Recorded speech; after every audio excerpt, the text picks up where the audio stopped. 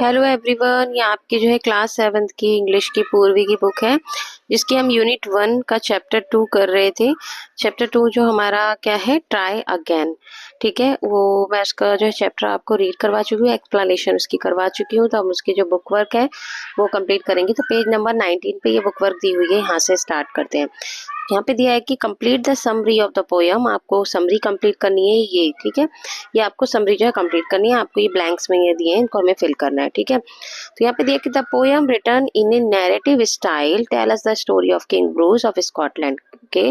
King Bruce की मतलब जो है स्टोरी को बताया गया, हु वाज फीलिंग लो। वो लो फील कर रहा था आफ्टर फेलिंग मल्टीपल टाइम्स, क्योंकि वो कई बार जो है फेल हो गया था to achieve something great for his people. Achieve नहीं कर पा रहा था अपने पीपल्स के लिए, ठीक है। तो यहाँ ग्रेट आ जाएगा। In a moment of despair he observe a spider trying. अब उसने क्या, जब वो दुखी था तो उसने क्या देखा, एक स्पाइडर को देखा जो ट्राई कर रहा था reach its web high above. ऊपर चढ़ने की कोशिश कर रहा था, अपने जाल पर जाने की कोशिश कर रहा था। The spider mounted every time. उसने कई बार जो है कोशिश की। It fail after getting close to its goal. और वो उसके पास जाकर जो है अपने मतलब उसके पास जाने की कई बार कोशिश की। It made 9 attempts. उसने जो है 9 अटेम्प्ट्स किए एंड फाइनली सक्सीड। और लास्ट में जो है वो सक्सीड हो गया। The king said that the spider had. King ने कहा कि स्पाइडर क्या है, कॉन्क्योर्ड है।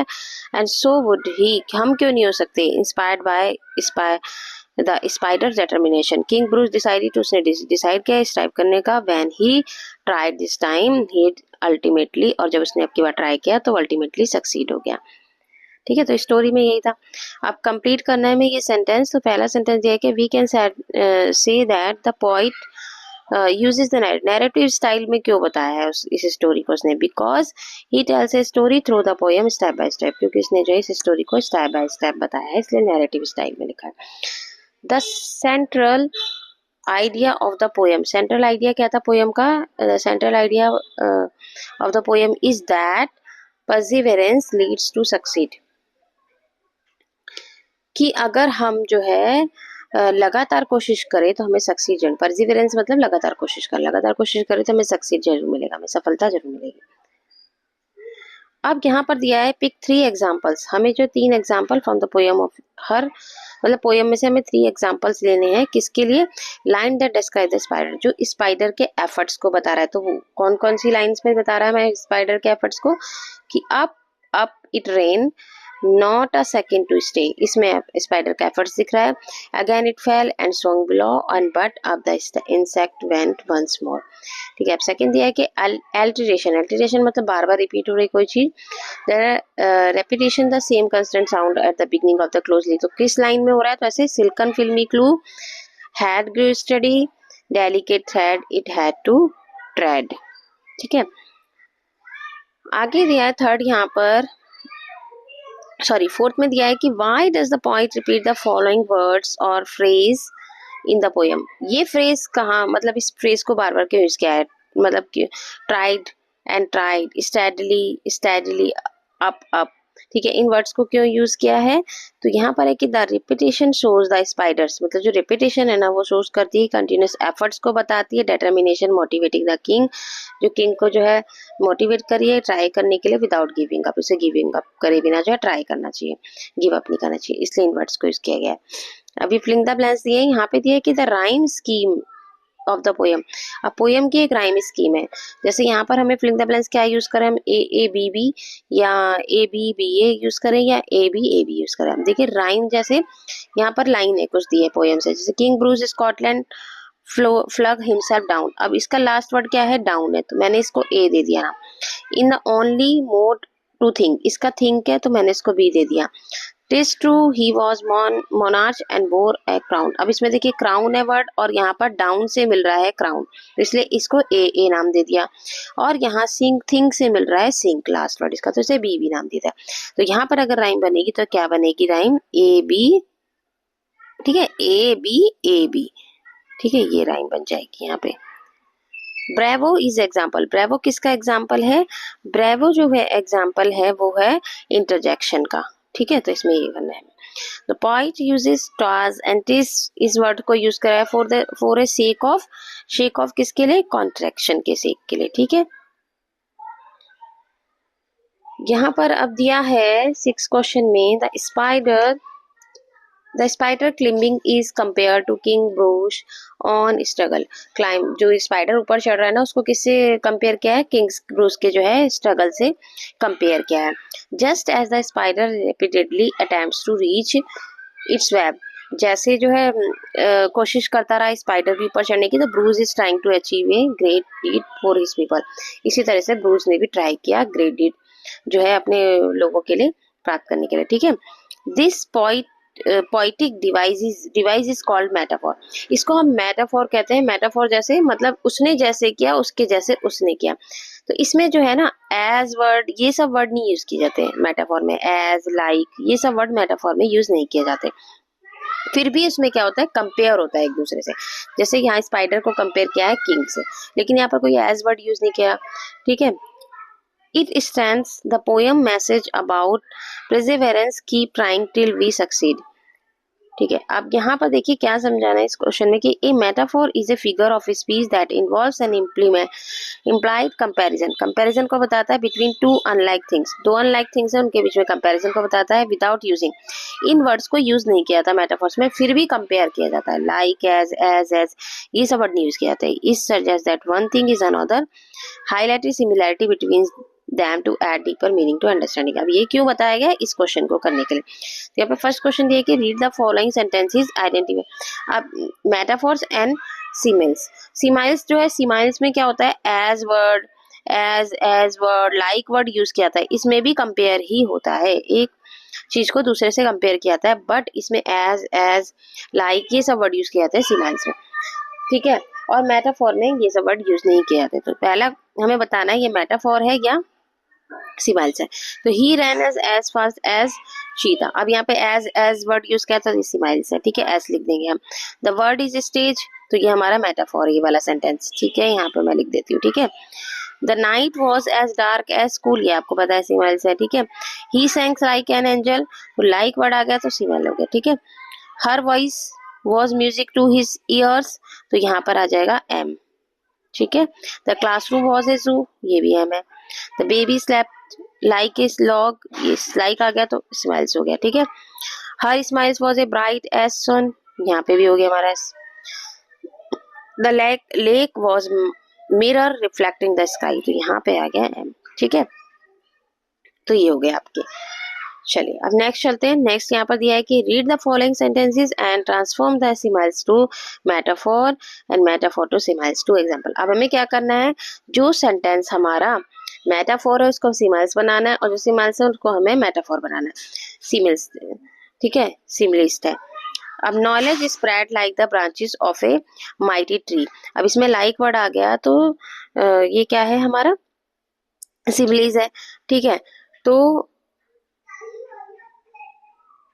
इसको हमें क्या बनाना है, मेटाफोर बनाना है। तो knowledge is a spreading branch of a mighty tree. अब his courage was a beacon guiding us through the storm. अब ये हमारा मेटाफोर है, तो हमें इसे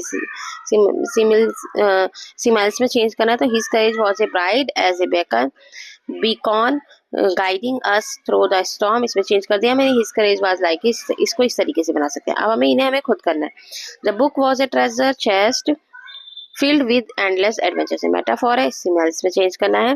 तो the book was like a treasure chest filled with adventure, ठीक है।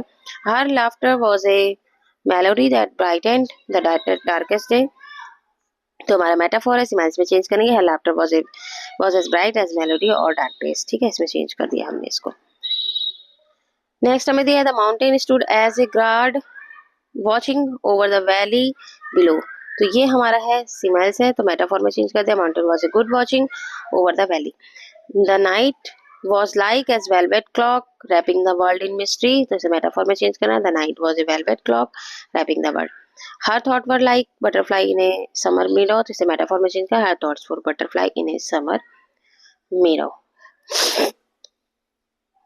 अब हमें यहाँ पे दिया गया late us think and reflect, मैंने पढ़ना है इन पैराग्राफ को, ठीक है। He flog himself down in a low despair as grieved as man could be, and after a while he pondered there, I'll give it all up, said he. Now just that moment a spider dropped with a silken filmy clue। अब ये जो है story से लिया गए हैं line है, तो इनसे इनसे रिलेटेड हमें क्या करना है, यहाँ पे क्वेश्चंस करने हैं कि select the phrase which shows the physical expression. ऐसी कौन से फ्रेज हैं जो इसमें से जो है फिजिकल एक्सप्रेशन को दिखा रहे हैं, किंग के इमोशन स्टेट को। तो फिजिकल एक्सप्रेशन दिखा रहा है ये वाली line, he flung himself down in low despair. ठीक है। सेकंड है why does the poet use the word before despair. Despair से पहले जो है लो वर्ड क्यों यूज किया है, तो लो वर्ड यूज किया, डेस्पेयर मतलब दुखी है, तो और लो का मतलब बहुत दुखी है, तो इसलिए यूज किया। The poet uses low before despair to show the depth of king Bruce sadness. Sadness को बताने के लिए कि उसे वो बहुत ज्यादा दुखी है लो वर्ड यूज करने पर।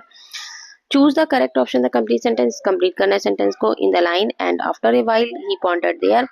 द वर्ड पॉन्डर्ड, पॉन्डर्ड का मीन मतलब क्या है यहाँ पर, थॉट। पॉन्डर्ड मतलब होता है सोचना।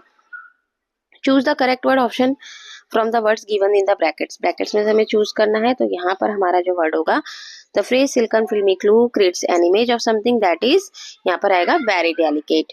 ठीक है, वेरी डेलिकेट यहाँ पर ऑप्शन आएगा। अब यहाँ देखे when it toils so hard to reach and cling and tumbles every line, but up the insect went once more. Me this an anxious minute. He's only a foot from his cobweb door. Oh, say will he lose or win it? ठीक है, तो अब हमें करने हैं questions.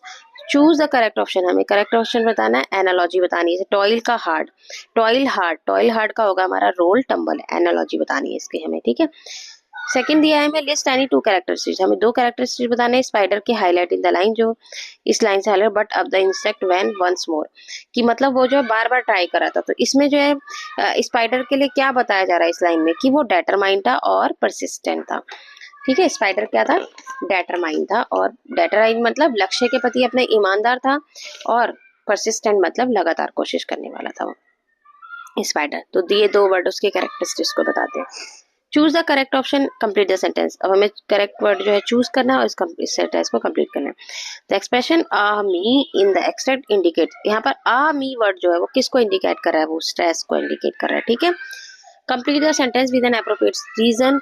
Appropriate reason से हमें का सेंटेंस जो कंप्लीट करना है कि readers are able to relate to this extract because everyone experiences failure but must keep trying. हमें जो है फेलियर हो जाए लेकिन तब भी हमें क्या करना चाहिए, ट्राई करते रहना चाहिए। चलिए अब ये क्वेश्चंस दिए, इन क्वेश्चंस को कर लेते हैं। फर्स्ट क्वेश्चन दिए कि how does the first stanza help in setting the mood off the poem. First stanza में पोएम के मूड, पोएम का क्या मूड बताया गया। ठीक है, तो द फर्स्ट स्टैंजा, यहाँ पे हम स्टैंजा लिख लेना। ठीक है, stanza sets a sad and hopeless mood, hopeless mood और सैड को बता रहा है इस स्टोरी में। And Bruce is feeling low and ready to give up, और ये बता रहा है कि ब्रूस जो इसमें फील कर रहा है लो और गिव अप करने के लिए रेडी है, बताया गया। ठीक है, फर्स्ट स्टैंजा में describe how king Bruce attitude changes from the beginning towards the end of the poem. जब स्टोरी स्टार्ट हुई थी तो किंग ब्रूस का नेचर तब कैसा था, एटीट्यूड कैसा था, और एंड में उसका एटीट्यूड कैसा हो गया, ये बताना है।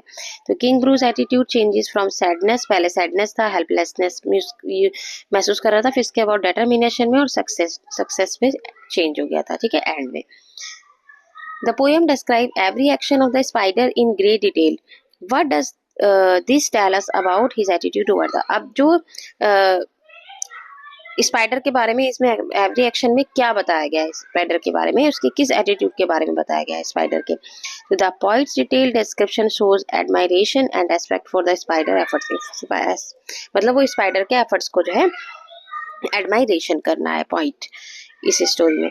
How does the spider inspire to us to overcome despair and not give up, कैसे जो हमें स्पाइडर से जो इंस्पायर हुए इस स्टोरी में। तो the spider inspire us to overcome failure by showing the repeated, उसने रिपीटेड एफर्ट्स दिखाए लीड टू सक्सेस, सक्सेस पाने के लिए बार बार ट्राई करता रहा, ये दिखाया। The poem teaches that failure are stepping stones to success explain, इसको हमें एक्सप्लेन करना है कि पोएम में टीच किया गया है कि फेलियर्स को जो है बार बार स्टेप लेने चाहिए सक्सेस पाने के लिए। तो इसको हमें एक्सप्लेन करना है कि the poem teaches failure are steps that help us reach success when we do not give up, जब तक हमें सक्सेस मिला तब तक हमें गिव अप नहीं करना चाहिए।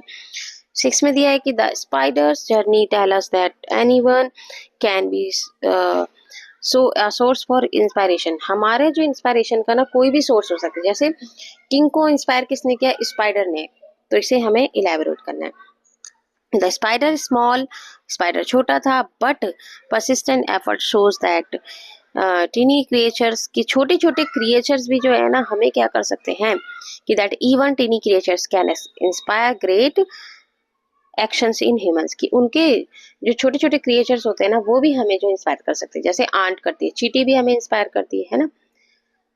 तो हमें जो छोटे छोटे क्रिएचर्स भी क्या कर सकते हैं, इंस्पायर कर सकते हैं। तो आज के लिए जो इतना ही, नेक्स्ट वीडियो में हम जो है 23 पेज नंबर से करेंगे। 22 पेज नंबर पे भी एक क्वेश्चन रह गया तो वो भी कंप्लीट करेंगे। इसके बाद हम जो इसकी पूरी बुक पर इस चैप्टर की जो है कंप्लीट कर लेंगे। इसके बाद चैप्टर 3 हम स्टार्ट करेंगे।